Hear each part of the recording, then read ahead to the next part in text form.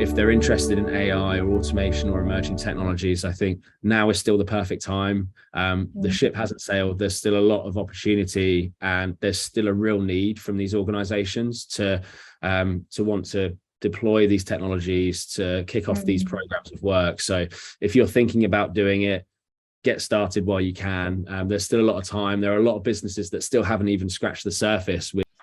Hello and welcome to a brand new episode of Engatica's interview series. I'm your host Nimilika, and we're really glad to have you join us today. And today we have the co-founder of EdgeTech, Harrison Goode, on the show. Welcome to the show, Harrison.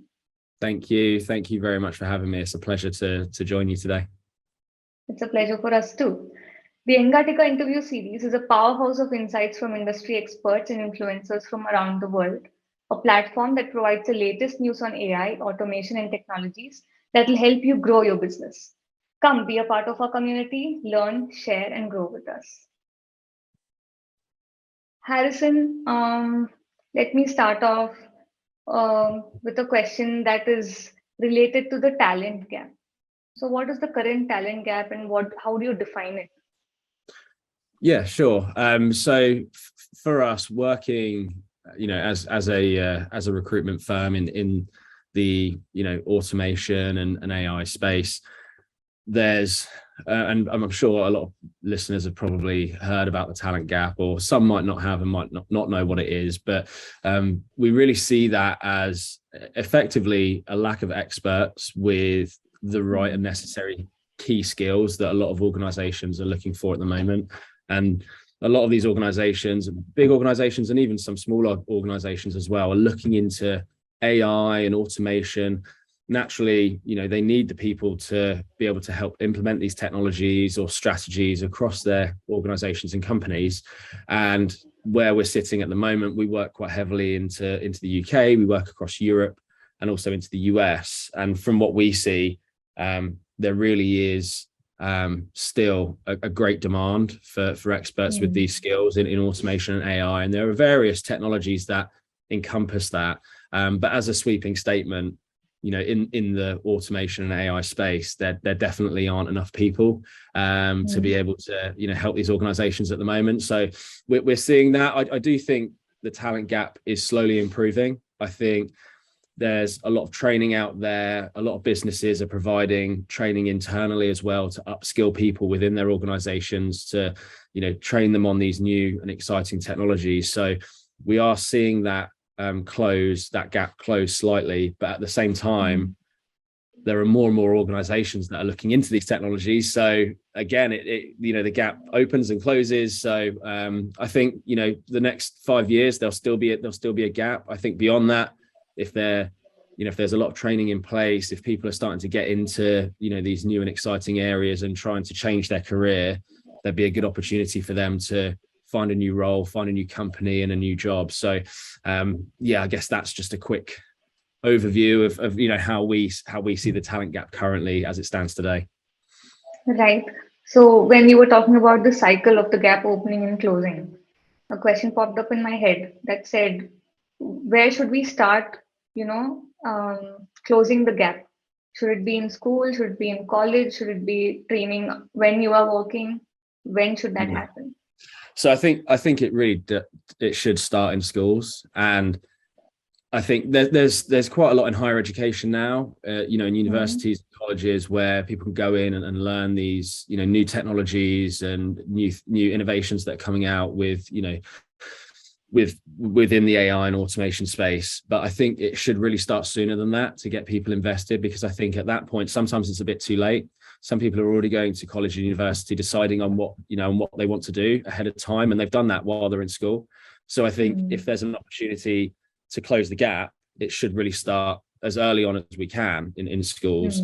In most schools across the world, a lot of children are learning IT and technology. And I know that has advanced over the past few years, but I think if there is a certain interest within IT, I think the students and children should be able to dive a bit deeper into that if that's what they're passionate about and that's what they're interested in. And that can open up a lot of avenues. I know it's quite tough with schools because you have to teach on a wide range of subjects, and there are a lot of core subjects that a lot of children need to learn. So whether it's extracurricular learning outside of school, or different school clubs that can sort of facilitate that will definitely help. And then that route to market is a lot easier. At the moment, like I say, there are a lot of training courses out there. There are organizations that are providing training, but some people don't want to take the risk of leaving what they're doing at the moment, which might be slightly different, and then training up on this with the hope that they might be able to get a new job in that area. And there's a good chance that they will if they've got the right skills, but it's always that risk. And sometimes, like I say, it's a bit too late for those people. So I think if we can do it a lot earlier on in their life, then it definitely in the future it will just close that gap considerably. So yeah, that's my thoughts, at least, anyway. That was beautifully put forward. So now that we've spoken about people working, and there's a lot of organizations who are, looking for talented folks, is there a shift in the ways of working in these organizations? Yes, yeah, I do think so. And I think not to talk about it too much, but obviously COVID had a big impact on how a lot of organizations work naturally, with working from home, and that has really, I think the change was due anyway, and I think it was probably going to happen, whether or not that happened. Either way, I think the shift in how people work nowadays has completely transformed, and I think it's for the better.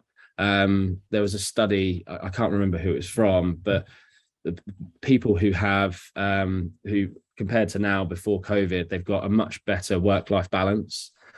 People are more satisfied in their jobs, and I think that comes down to a lot of the time in flexible working, how the role has probably changed in reflection to that, being able to spend more time with their families or friends and doing things that they enjoy, rather than going into the office perhaps 5 days a week and spending a lot of hours commuting in. So it's also increased productivity on the other side of that as well. If people are happier, they're naturally more productive. So I think that big shift in the way of working has completely transformed how we view work today. And I think because work has changed in that way, I think it's, for some people and a lot of people that we speak to, work is now, people value their lives more outside of work. It was before, a lot of people used to work to live, and everything was about their job and everything was about working.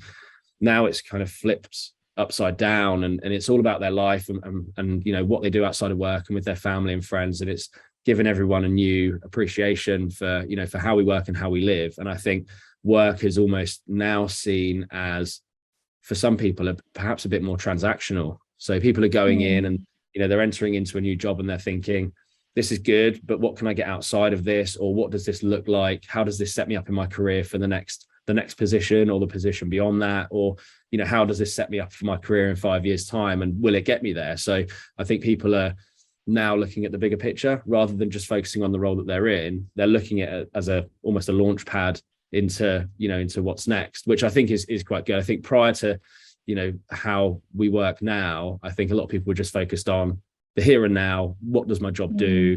What do I do? Yeah, there's progression, but I'm more just focused on what I'm doing. So I think that's kind of changed in people's minds, and that has also changed the way of working and enabled that shift for a better working environment for everyone, really. So yeah. Wonderful. So the way of working has changed for good, changed positively. Yeah, I think so. I think some companies may disagree, I think, and that just comes down to perhaps they've got a really big office that that they have, and no one's going into the office, so they're paying for that office, which is obviously not ideal. But if their employees are happier, they'll probably witness more retention of their staff. Less people will be leaving, more people will be happy, they'll be more productive, the company will be more efficient. Yeah, you're paying out for a big office that not many people are in, but on the other side of things, your business is much more successful. So they have to kind of take it at the same time. So, but yeah, I think it has changed for the better now. Yeah. So what was the change that happened in the recruitment process? Yeah, so that was obviously, being a recruitment company, we saw that firsthand with how things changed almost overnight, and how things are changing today. Very similar to the ways of working, and this kind of links back to the talent gap that we're seeing as well in the spaces that we work in. A few years ago, we'd speak to people who are looking for a new role, and they might have one or maybe two other things on the go. But because their skills are in such demand at the moment, everyone we speak to has got 5 or 6 other opportunities on the go at once, and they're being contacted about another 10 other opportunities as well. They're being bombarded with all these different opportunities, and great companies out there that receive funding, that are doing some interesting things in the space. So in terms of the recruitment process, that's had to adjust and transform as well. In the past, there were 4 or 5 face-to-face stages where you'd go in and see the organization, maybe do a technical test or have to do a presentation. But nowadays it's really transformed. Everything is virtually remote. So everyone's doing interviews either from home or out and about, and these interviews have had to cut down from 5 or 6 stages where you meet everyone in the company and have to speak to various different stakeholders, to condensing it down to 2 interviews, maybe 3 at a push if it's a senior position. So and that's not through companies choosing to do that. It's because they tried to keep their process and realized that they were missing out on really good people because their competition were turning things around within 2 weeks. So that change has almost been forced. It's not something that organizations have thought, we should probably just do this. It's they've probably experienced missing out on people or losing out on talent, and they've had to reshape and reform their recruitment processes. A lot of the work that we do with our clients is helping understand what their recruitment process looks like and how can we optimize it and how can we streamline it. And more often than not, it is down to timescales. It's down to putting unnecessary interview stages in place when they didn't really need it, or maybe getting multiple stakeholders onto one interview to condense it down as well. So there are a lot of things that organizations can do, but it's changed significantly even over just the past 2-3 years, really. And it's good to see a lot of organizations have responded, but there are still some that take a long time to get feedback or turn interviews round. So there are still some out there that are learning, but it's definitely changed for the better. And the candidate experience off the back of that is much better, and candidates are kept in the loop and things are moving quickly. So they're doing much better from it as well. So So in this changed recruitment process, is the candidate facing any challenges? I don't think they're facing as much as they used to. I think the candidate I think the only challenge that they face is probably juggling multiple opportunities and deciding which one's best for them. They've got 5 or 6 different things on the go. They'll probably receive 3 or 4 offers. So it's up to them to decide which one's right for them. Obviously, that can be quite tricky when you don't truly know. And I think that's probably the only challenge that they're seeing. I think the companies probably face the bigger challenges in terms of getting enough quality talent through the doors. If they don't work with a recruitment partner or a recruitment agency, they might struggle on their own if they don't have a big internal recruitment team. So that additional help to bring people into the recruitment process and see those additional candidates is valuable. And obviously, clearly the timescales that the clients face as well. If they don't have a good process mapped out and they can't turn things around really quickly, they'll really struggle to hire people. So that's definitely, and just obviously going back to that recruitment process piece, it's one of the main things that they're struggling with. I think also because the talent gap is so big at the moment, naturally the salaries that these experts are looking at are also quite inflated because everyone's fighting over the same people. And if someone has an offer on the table, one company might offer them X amount, but this other company might come along and say, no, we'll offer you £10,000 more or £20,000 more.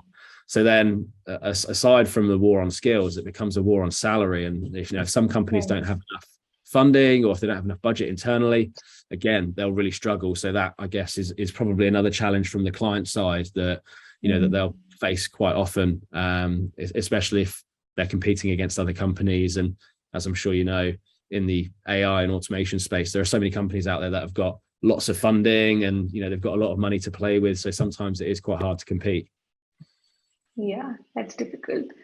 But what are attention and retention strategies, and how are companies adapting to these?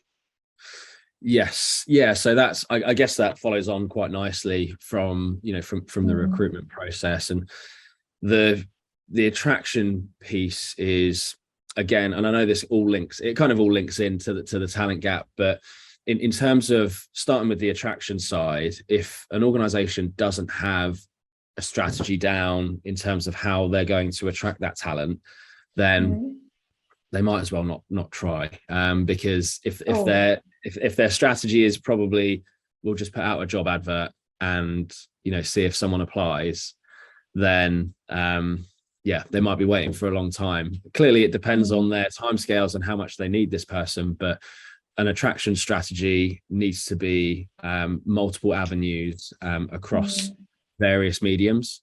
So naturally, a lot of companies have their own internal recruitment teams that do a lot of work, and they do put adverts out on, on LinkedIn, on the job boards and their company website, which is great for additional exposure.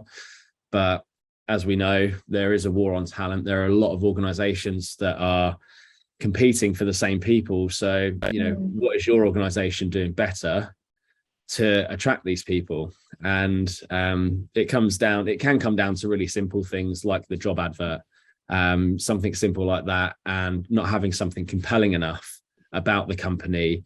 You can list the roles and responsibilities on there, but each role is going to be virtually the same. So what the candidate ends up looking for is, what does this company do? Are they the right sort of company for me? What's their culture? What are their values? What else are they doing differently? How can I progress? And going back to, how people are viewing jobs nowadays as a bit more transactional, how can you retain this person? What can you offer them in the future? Is there good progression routes?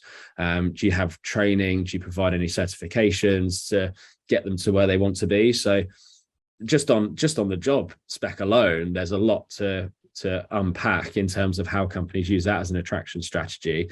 But also beyond that, there are things like video at the moment, which is really powerful for attracting candidates, whether that is on social media or just email campaigns, or even on the website around the company and the culture and the role, and just meeting people and seeing a face.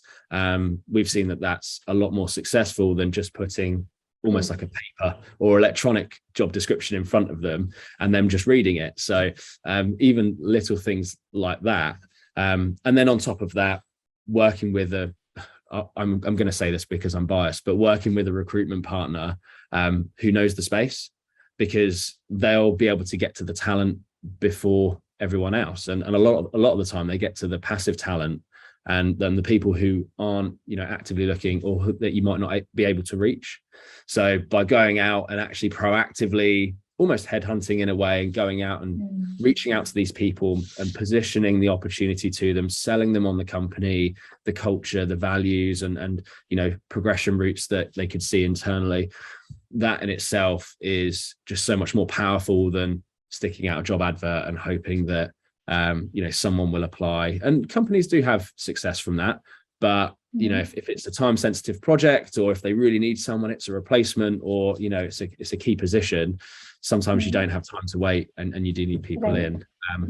And then I guess on the retention strategies as well, I touched on it a little bit when I mentioned about the ongoing training and progression and support. I think a lot of organizations almost forget when they hire someone in that they're there for that position, and when they're in that position, that's great, we've got them, they'll do their job, and we'll keep them. But I think a lot of the time they forget that this individual, more often than not, wants that progression. They want to know, right, what's the next step? What sort of milestones do I need to hit to get there? Is there a plan in place? Do you have regular reviews, regular meetings? Is there an opportunity for them to provide feedback and actually be heard and listened to, which is a really big thing. So the retention piece is just as important as the attraction piece, because if you don't have that set out as well, it will just be a constant cycle. You'll bring people on, lose them, bring people on. So, ensuring that you're doing that and understanding, what that person wants as an individual, because everyone's different. Some people might not want to move into management. They might just want to be, a senior individual contributor. They don't have any interest in managing people. So it really varies, but having a rough strategy in place where you can put someone on a path to progression is really key. And a lot of the big organizations do that. There's always steps there, but I think some of the smaller and growing organizations sometimes forget that piece, and it can come back and hurt them sometimes. So yeah. So now that you've said what are working in attraction and retention, what is not working? So I think I almost touched on it a little bit in terms of companies, putting out job adverts or just not putting the effort in terms of, the attraction strategies.